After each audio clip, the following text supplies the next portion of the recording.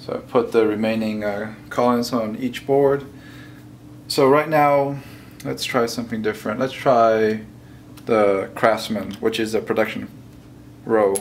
So during this row, each player gets to produce their goods on their farmland. So first of all, this player gets an extra coin from this.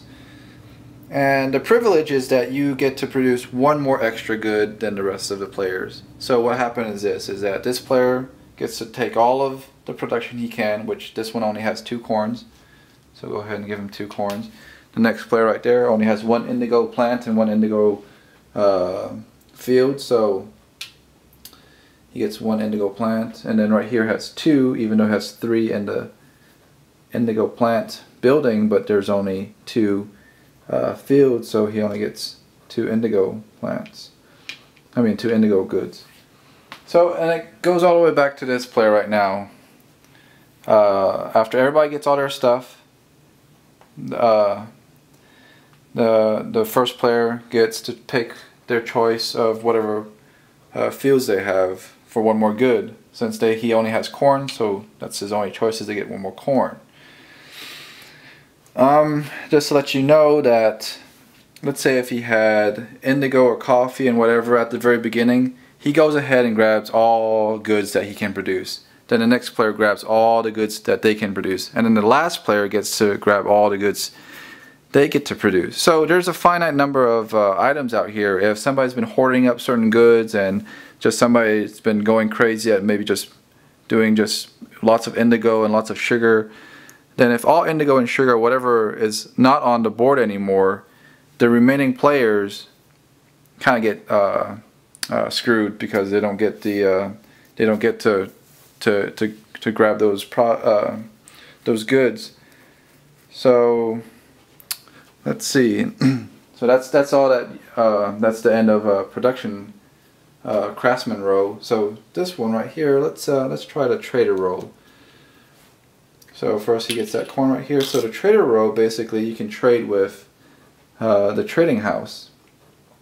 The only rules with the trading house is that, well, first of all, corn you get no money from it. Indigo you get $1, sugar you get 2 coins, I mean dollar coins. Coffee you get 4 and tobacco you get 3. The only rule with the trading house is that, first of all, the trading house only wants 1 of each kind to fill up its 4 empty spots.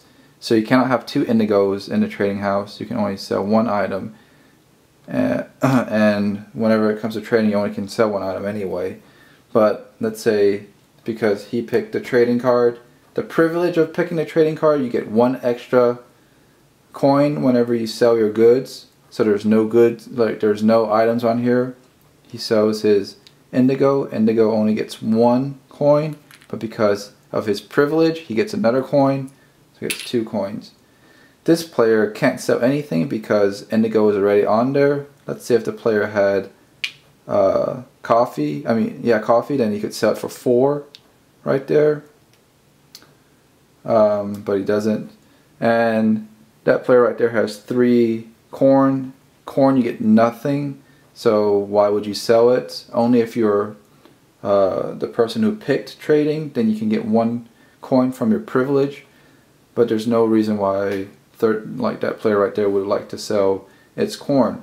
So that's the end of this row for trader. The only time when the trading house can get cleared out and put more items on it is that if somebody else, let's say after a couple of rounds, somebody sold their coffee, somebody else sold their sugar, and for some reason somebody sold, let's say, corn or tobacco, whatever. Now the trading house is full, nobody can trade. At the end of that row, the trading house gets cleared out. So right now only indigo is in there. Okay, so trading is done. The last thing that we haven't talked about is captain.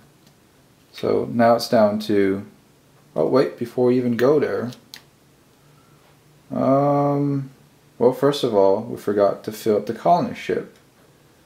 If you forget to fill up the colonist ship, in our scenario, I mean there's no more white spots anyway, then you put down 3 for 3 players regardless. So 3 players will be in the colonist ship.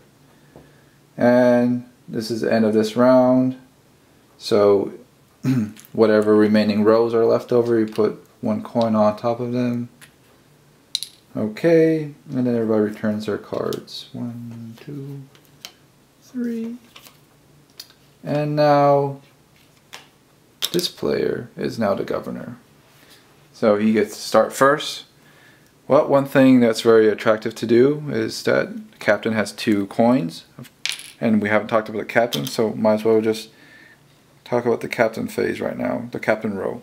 So the captain row is when you deliver your goods. This is probably the most complex row of all of it because of all the rules and stuff like that. But first of all, as captain, he gets 1 victory point. So 1 victory point for him. And now we get to deliver our goods.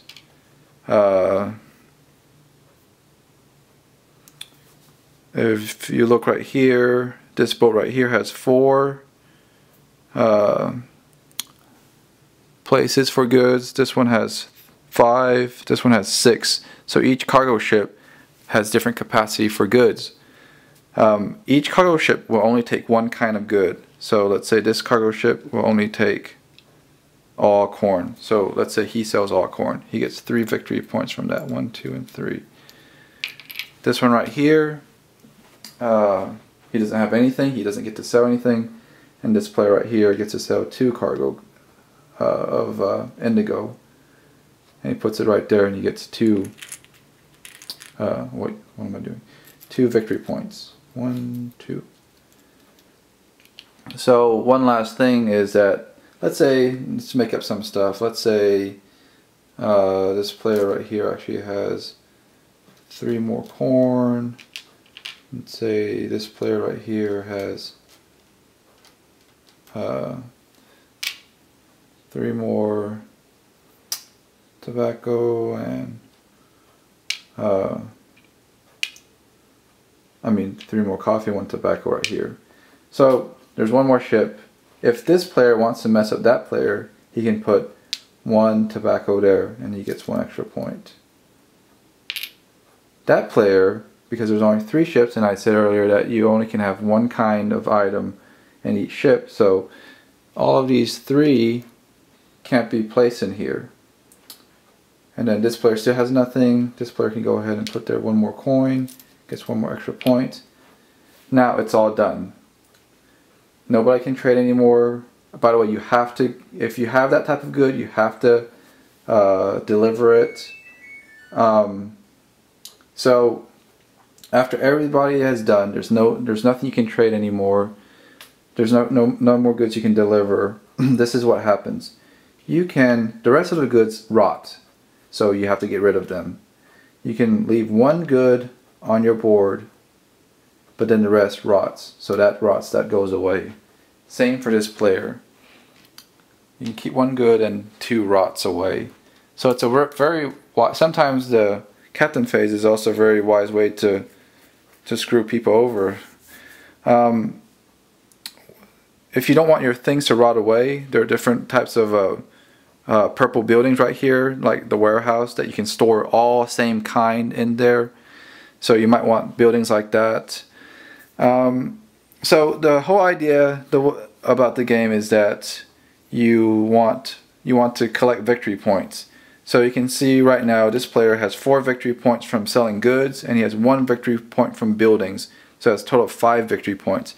This player right here has 2 victory points from buildings and 4 victory points from selling goods. So it has 6 victory points, and that player right there only has 1 victory point. You want to have the most victory point to win the game. There's only 3 ways to end the game. First, if all colonists are all gone. Second, like if it's all on the board. Second, all victory points are gone. And third is if these 12 tiles are filled up with buildings. By the way, you cannot duplicate buildings on here. So